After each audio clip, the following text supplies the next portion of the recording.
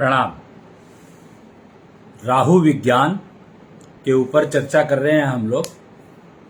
तो आज 19 मई है, बहुत ही अच्छा दिन है, बहुत ही सुंदर दिन है और शुक्रवार है। शुक्रवार यानी संतोषी माता का वार, संतुष्टि प्राप्त करने का सर्वोत्तम दिन।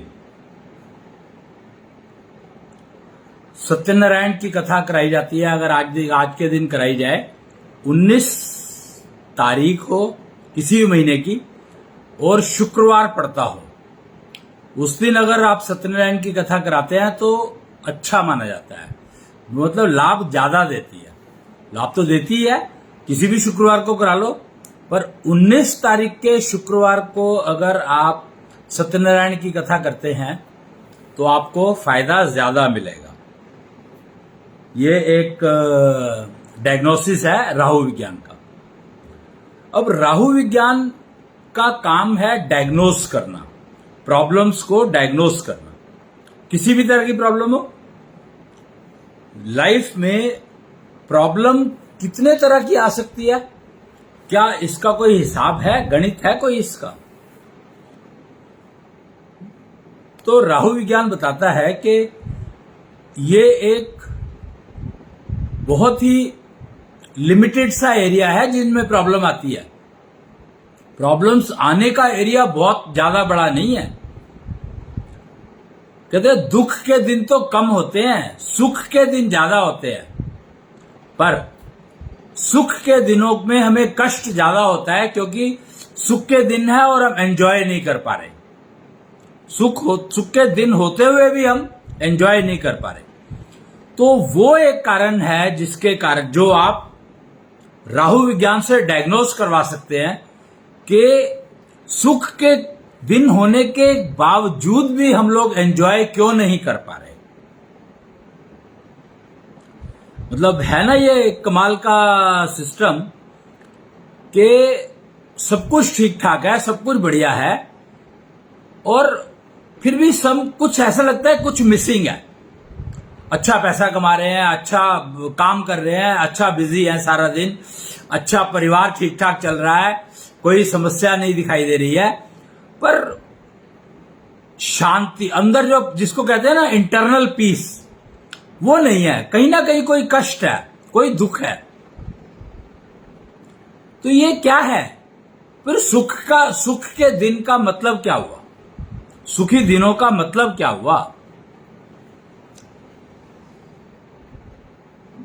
तो यहां पर राहु विज्ञान ने जो डायग्नोस करके बताया, वो ये बताया कि लोगों ने ना कैरियर को एक मुसीबत समझ लिया। सोचे, अब समझे क्या हुआ है? रूट कॉज, ये राहु विज्ञान का डायग्नोस है कि लोगों ने कैरियर को एक मुसीबत समझ लिया। और मतलब कैरियर के बिना तो जिंदगी चलती नहीं है। तो कैरियर को मुसीबत समझ लिया, मतलब क्या यह संभव है कि कैरियर को मुसीबत समझा जा सकता है? नहीं संभव, पॉसिबल ही नहीं है। क्यों? क्योंकि कैरियर के बिना तो जिंदगी चल ही नहीं सकती। तो प्रॉब्लम कहां है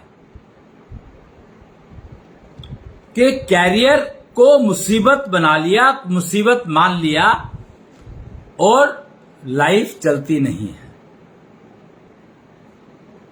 और लाइफ तो चलेगी ही, और कैरियर के बिना लाइफ नहीं चलती। तो वो जो कष्ट, जो हिडन कष्ट है यहां पर, बैक ऑफ द माइंड कहते हैं उसको, वो कभी आगे आ जाता है, कभी पीछे चला जाता है, कभी आगे आ जाता है, कभी पीछे चला जाता है, रहता है पर परमानेंट रहता है। तो वो इसलिए कि कैरियर मुसीबत है नहीं, पर हमने उसको मुसीबत बना लिया।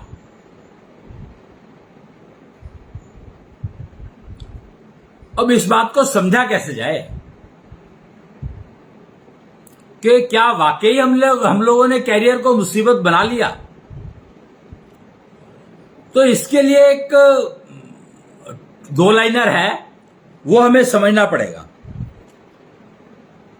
कैरियर का मतलब पैसा है या कैरियर का मतलब कैरियर है? कैरियर का मतलब होता है to carry.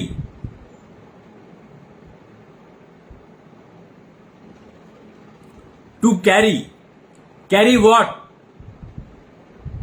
So CAREER is saying that you are CARRY carrying a trouble,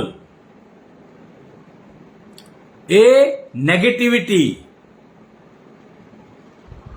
You are carrying a negativity if you are making a career of earning money. Can you carry money?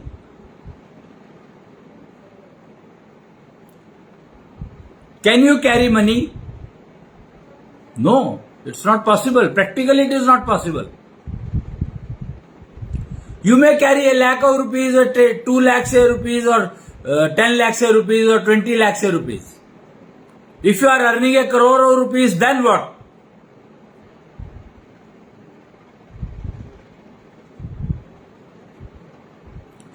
So, is carrier a carrier of money? That is the problem. ऐसा पैसा नहीं कमाना जो कर दे बीमार समझ लो। ऐसा पैसा नहीं कमाना जो कर दे घर बर्बाद समझ लो। ये एक पोएम की 4 लाइनें हैं जो मुझे कहीं पर मिली थी, तो मुझे लगा कि ये क्या मतलब हुआ भाई? ऐसा पैसा नहीं कमाना, ये मुझे पहचान कैसे होगी कि ऐसा पैसा ये पैसा जो है मेरे को नहीं कमाना चाहिए और ये पैसा मुझे कमाना चाहिए? पहचान कैसे होगी? तो कुछ लोगों ने कहा करप्शन का जो पैसा है वो बीमार करेगा। पर मैंने तो देखा नहीं ऐसा कि करप्शन का पैसा किसी को बीमार कर रहा हो सकता है कर रहा हो, मैंने नहीं देखा। और मैंने ये भी देखा है कि जो नॉर्मल रेगुलर जॉब कर रहे हैं, नॉर्मल रेगुलर जॉब, वो बीमार पड़े हैं। तो यहां पर लोग किस्मत को डाल देते हैं बीच में। भाई किस्मत भी तो तुम्हारी अपनी है, तुम्हारी कमाई हुई है, डालो उसको बीच में, क्या मना है? प्रॉब्लम क्या है उसमें? कुछ भी नहीं। पर क्या बीमार रहने के लिए आए हो इस दुनिया में? कौन चाहता है कि मैं बीमार रहूं? कौन चाहता है कि मैं बीमार रहूं?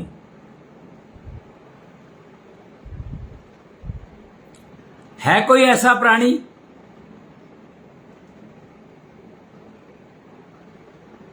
कौन चाहता है कि मैं भूखा रहूं?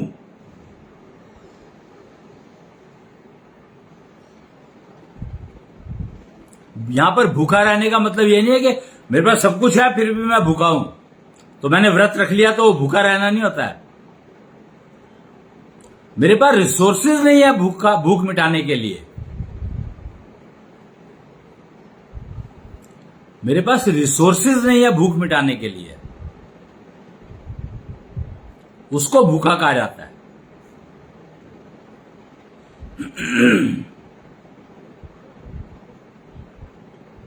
तो अब समस्या क्या हुई? समस्या ये हो गई कि अब मैं करूं क्या? मैं बीमार हूं तो मैं क्या करूं? और मैं बीमार नहीं हूं पर कष्ट है तो मैं क्या करूं? वो कहते हैं सेल्फ रियलाइजेशन। अपने आप को पहचानो। इसका मतलब क्या है? ये सेल्फ रियलाइजेशन का मतलब क्या है? अगर मैं बीमार हूं तो क्या सेल्फ रियलाइजेशन ये है कि मुझे पता लग जाए मैं क्यों बीमार हूं? ये तो कोई भी डॉक्टर बता देगा क्या बीमारी है, क्यों बीमारी है, एटसेट्रा एटसेट्रा। क्या बीमारी है, राहु विज्ञान से खोज करवा लो, डायग्नोज करवा लो। क्या रेमेडी है, केतु विज्ञान से रेमेडी ले लो और कर लो उसको, ठीक हो जाओगे। पर वो हिडन कष्ट जो है वो तो नहीं जाएगा।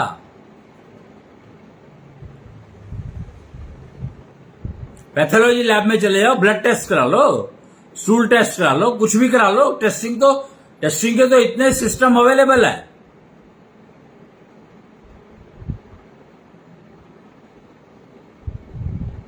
परंतु इस कष्ट का क्या करूं?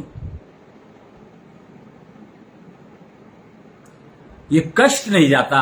सुख के दिन हो, दुख के दिन हो, दुख में तो कष्ट और बढ़ जाता है और सुख के दिनों में वो कष्ट रहता ही है। पैसा ऐसा नहीं कमाना तो वो पैसा मैं पहचानूं कैसे?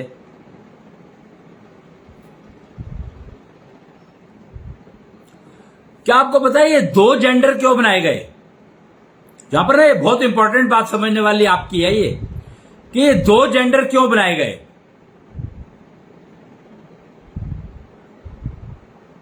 और इन दो के बाद तीसरा एक और जेंडर है, न्यूट्रल जेंडर जिसको कहते हैं।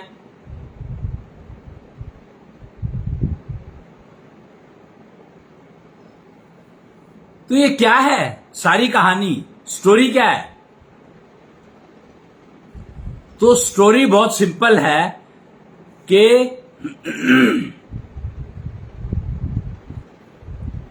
दो नाम आपको समझने पड़ेंगे, तीन नाम, तीन चीज समझनी पड़ेंगी। एक स्टेटमेंट है, तीन का खेल ना आए जीवन में अनमेल। और इसको बना क्या दिया कलयुग में? तीन तिगाड़ा काम बिगाड़ा। ये कौन सी भाषा है मुझे नहीं मालूम, पर तीन का मेल जीवन में ना आए अनमेल, ये पक्की बात है।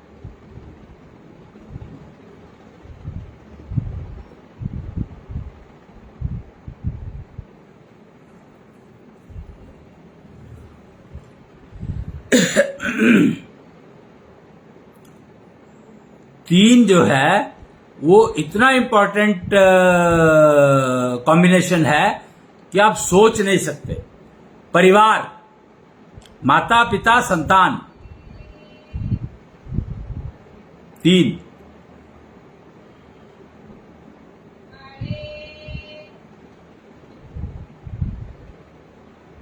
गुरु शिष्य ज्ञान, तीन चीज। तीन नंबर ही बहुत इंपॉर्टेंट है। तीन का खेल जीवन में ना आए अनमेल, किसी भी कंडीशन में संभव ही नहीं है, संभावना ही नहीं है। परंतु ये तीन है क्या?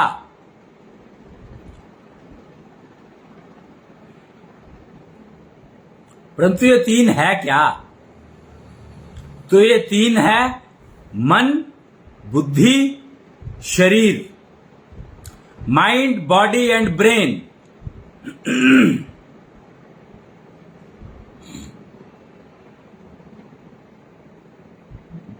Mind, brain and body.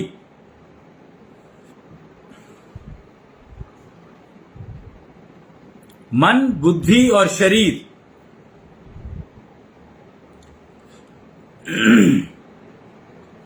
Self realisation है, ये शरीर क्या है।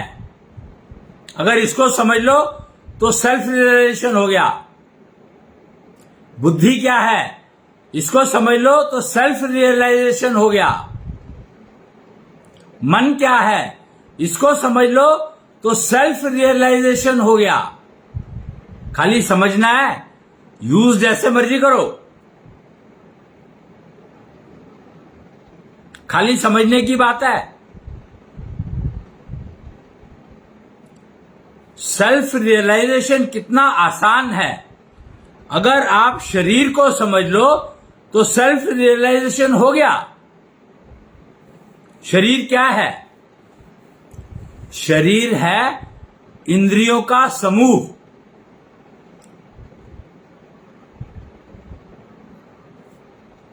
ऑल इंद्रिया put together, not put together, all इंद्रिया placed, all senses placed, all organs placed. तो आपको सिर्फ इंद्रियों को समझना है, बाकी कुछ नहीं। वो बाहर है, दिखाई देती है, समझ आती है, आप वेरीफाई कर सकते हो हर चीज इन इंद्रियों से। 5 इंद्रियां हैं सेंस की और 5 इंद्रियां हैं कर्म की। पूरी इंद्रियां ना कमाल है। देखो, इंद्रियां जोड़े में दी हुई हैं, पेयर हैं। 2 आंख,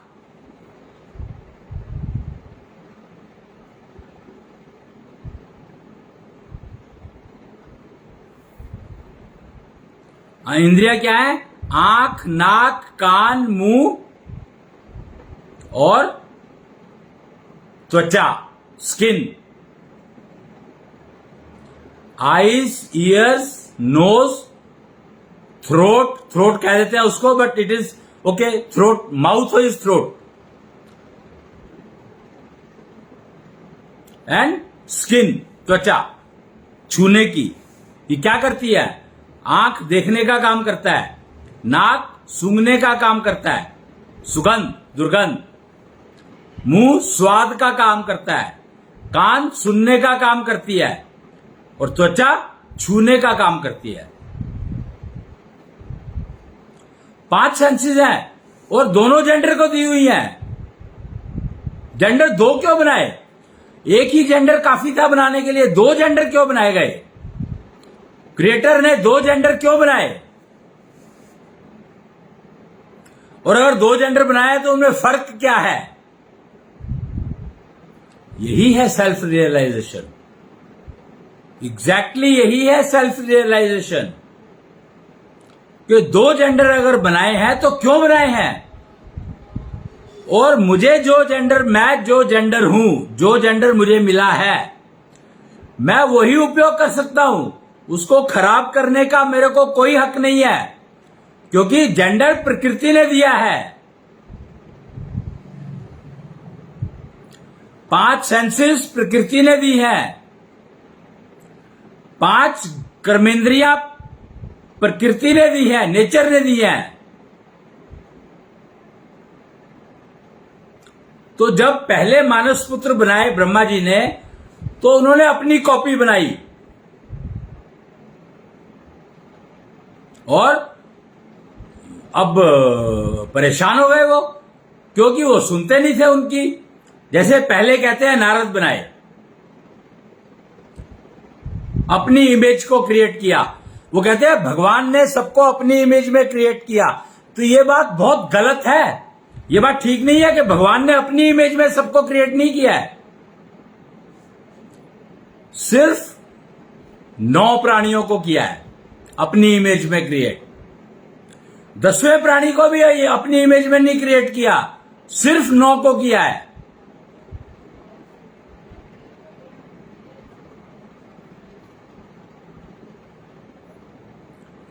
तो 9 के अंदर तो 5 सेंसेस हैं, 5 कर्मेंद्रियां, 5 ज्ञानेंद्रियां हैं। फिर जब 10वीं क्रिएशन की, तो वो पहली 9 से और अपने से फर्क थी, अलग थी। 10th क्रिएशन,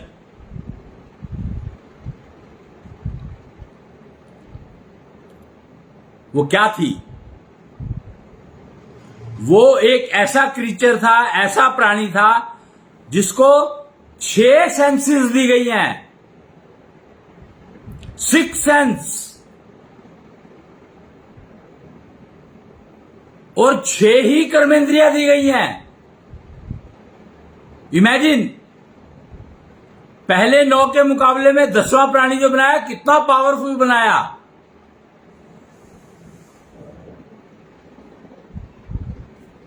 तो इस बात पर सबको ऐतराज है, सबको ऑब्जेक्शन है, और उस बिचारी को सारे के सारे डिटीरियोरेट करने में लग गए, उसको खराब करने में लग गए, उसको बर्बाद करने में लग गए, सारे के सारे।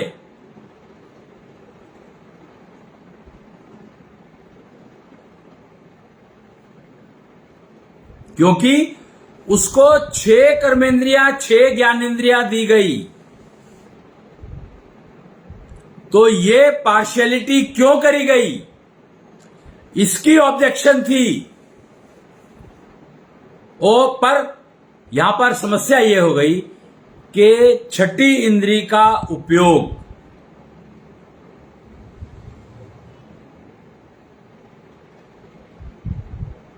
शायद उसको तो बता दिया होगा जिन्होंने बनाया, शायद, पता नहीं मेरे को,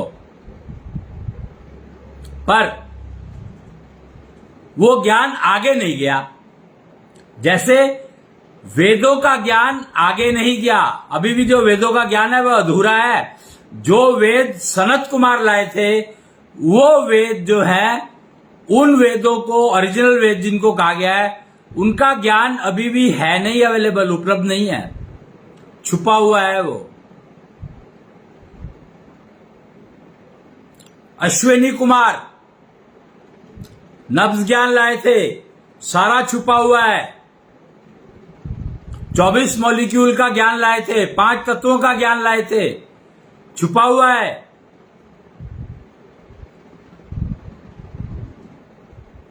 पर फीमेल में 6 सेंस है, औरत में 6 सेंस है, कन्या में 6 सेंस है, ये ज्ञान छुपा हुआ नहीं है। छुपा हुआ ज्ञान ये है कि उस 6 सेंस का करें क्या, उपयोग क्या है।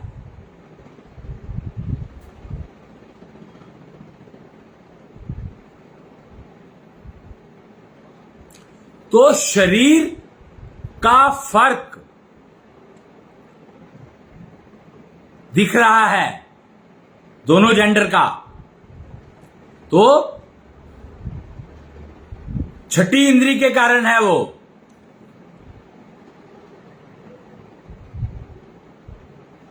जो उनको हैंडल करने के लिए अब बहुत सारी चीजें चाहिए, छठी इंद्री को हैंडल करने के लिए बहुत सारी चीजें चाहिए, और छठी इंद्री छुपी हुई है, हिडन है। It is not clearly visible, it cannot be.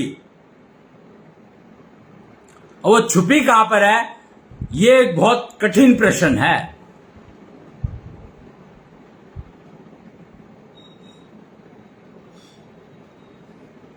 और उसका क्या करना है, वो सब नारी ज्ञान में दिया हुआ है, जो कि उपलब्ध नहीं है, छुपा हुआ है, और आई वुड से छुपा हुआ था।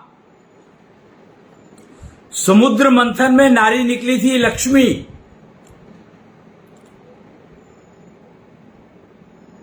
और उसने विष्णु को पति मान लिया।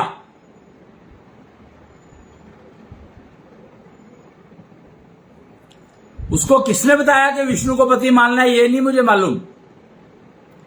तो वो उसकी छठी इंद्री ने बताया था, 6 सेंस ने बताया था लक्ष्मी को। हालांकि विष्णु ने लक्ष्मी को कभी पति नहीं माना। क्यों? क्योंकि उसको पता ही नहीं है। 5 सेंसेस के कारण उनको पता ही नहीं लगा।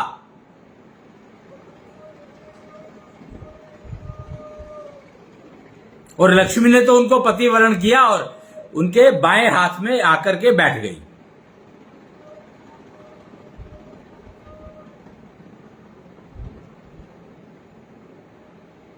अब इस बात को समझना कितना मुश्किल काम है अगर देखा जाए तो, पर समझना कितना आसान है।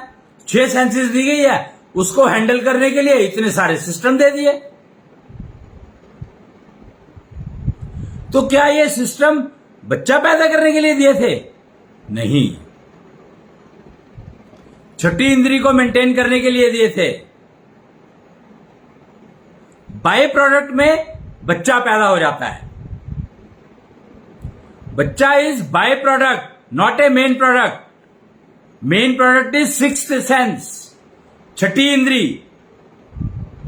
और क्योंकि उसका ज्ञान नहीं है तो औरत को बच्चा पैदा करने की मशीन समझ लिया.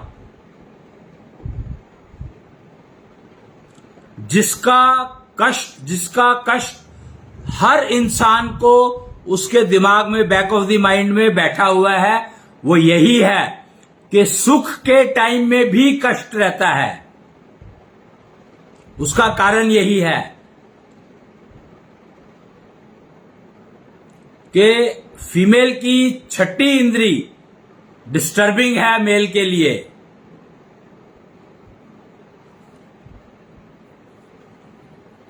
फीमेल के लिए डिस्टर्बिंग है बहुत ज्यादा.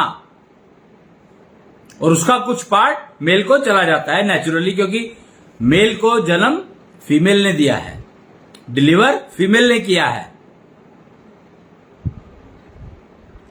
तो क्योंकि फीमेल ने डिलीवर किया है तो छठी इंद्री का कष्ट जो फीमेल को है, वही कष्ट मेल के दिमाग में बैठ जाता है, बैक ऑफ द माइंड.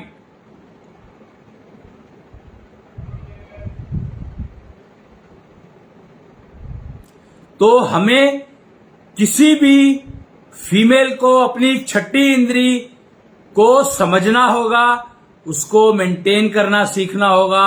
उसको मतलब मैं कुछ कह नहीं सकता कि क्या करना और करना होगा. मेंटेन एटलीस्ट वो क्या कह रही है ये समझ. जैसे आंखें हैं, वो देखती हैं तो कुछ मैसेज देती हैं. नाक है, वो सूंघता है, कोई स्मेल आती है तो वो उसका मैसेज देता है.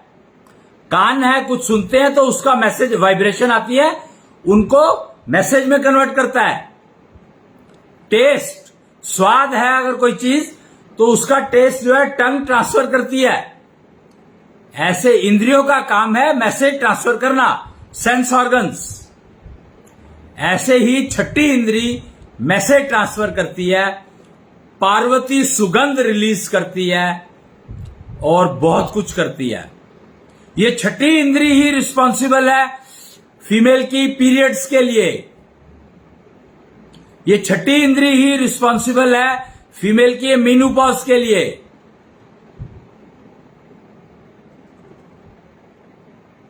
ये छठी इंद्री ही रिस्पॉन्सिबल है आकाश तत्व को मेंटेनेंस करने के लिए.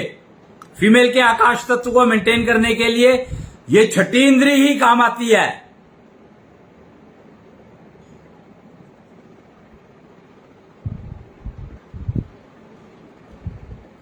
तो अब मुझे नहीं पता कि क्या ये इसका क्या इंप्लीकेशन है, कौन यूज करना चाहेगा, कौन नहीं करना चाहेगा, समझना चाहेगा, नहीं चाहेगा. राहु विज्ञान उपलब्ध है, अवेलेबल है अब. तो एटलीस्ट आप डायग्नोज करा सकते हो कि आपकी सिक्स सेंस की करंट स्टेटस क्या है. उसको ही समझ करके और उसके रेमेडी सिस्टम्स को समझ करके, यूज करके आप अपने मेंसेस साइकिल को रेगुलेट कर सकते हो.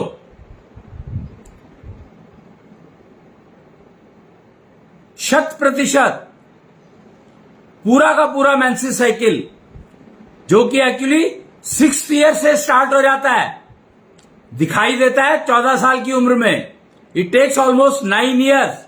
6th ईयर 5 साल के बाद 6, 7, 8, 9, 10, 11, 12, 13, 14, 9 का जो नंबर है वो बहुत महत्वपूर्ण है. छठे साल से शुरू हो जाता है मेंसेस का साइकिल फीमेल में, जो दिखाई देना शुरू होता है 14 साल की उम्र से. अब ये गणित कर लो कि जिसका साइकिल 14 से पहले शुरू हो गया तो या तो उसका 6 से पहले शुरू हो गया तो प्रॉब्लम लाई है वो अपने साथ, और अगर 6 पे शुरू हुआ है और 10 मतलब 6 पे इंटरनली शुरू हुआ और 10 पर दिखाई देने लगा या 11 पर दिखाई देने लगा तो यानी उसको बहुत सारी प्रॉब्लम्स आने वाली हैं. उसकी जिंदगी कष्ट में कष्ट युक्त बीतने वाली है. आइडियली जो राहु डायग्नोस्टिक बताता है कि 6 साल की उम्र से छठे साल शुरू होते ही पीरियड्स का साइकिल शुरू हो जाता है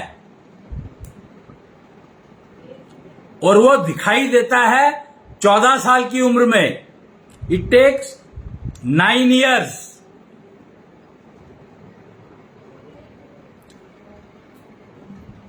ये बहुत इंटरेस्टिंग है। 9 महीने, 9 साल, 9 जन्म। ये जो 7 जन्म और 9 जन्म का चक्कर है ना, ये 7 ही क्यों, वो मैं अगले उसमें कभी कवर करूंगा।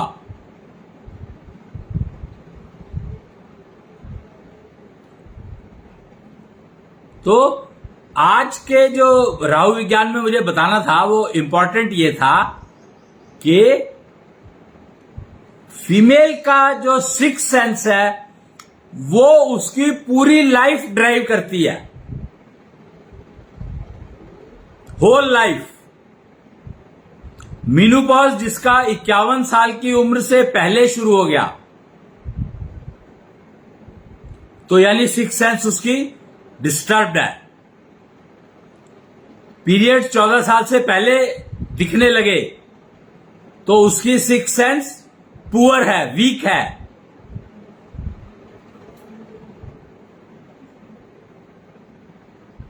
और जिसने भी जब छठे साल में केयर नहीं शुरू की तो उसका ये सिक्स सेंस डेवलप होगी नहीं ठीक से। एक्चुअली 6 साल से 14 साल तक फीमेल को अपनी सिक्स सेंस को डेवलप करना होता है, विकास करना पड़ता है उसका, उसको विकसित करना होता है।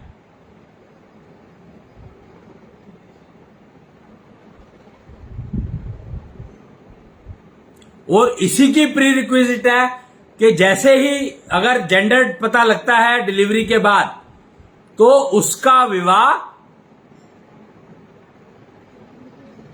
लड़की का विवाह कर दो किससे, लड़की का विवाह कर दो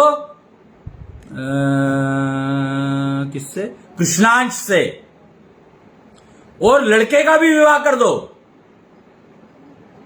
राहु विज्ञान कहता है कि लड़की अगर डिलीवर हुई है तो उसका विवाह कर दो कृष्णांश से, और लड़का डिलीवर हुआ है तो उसका विवाह कर दो लक्ष्मी से। फिर देखो आप कमाल कि आपकी जिंदगी कितनी बढ़िया चलती है। लड़के का विवाह लक्ष्मी से और लड़की का विवाह कृष्णांश से जन्म लेते ही अगर आप कर देते हो तो उन बच्चों में समस्या आएगी नहीं, आएगी नहीं। सिर्फ एज वाइज जो साइकिल बताया गया है, फेज ऑफ लाइफ बताया गया है, उसको समझना है, उनको यूज करना है,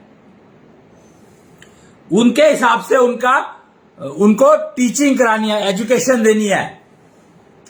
फिर देखो आप कि आप आइडियल सिटीजन जिसको कहते हैं, ग्लोबल सिटीजन, आइडियल सिटीजन, वो ही पैदा होंगे आपके यहां पर, वो ही आएंगे। ये है डिजिटल लिविंग, कष्ट मुक्त जिंदगी, fear free life, freedom from fear. If you want, get into this mode today.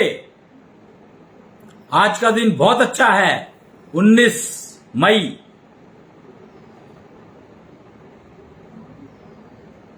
कमाल का दिन है आज का जी। तो आज के लिए इतना ही, फिर इसके बाद इसके ऊपर चर्चा रहेगी अगले उसमें। तब तक के लिए जय कृष्णेंद्र।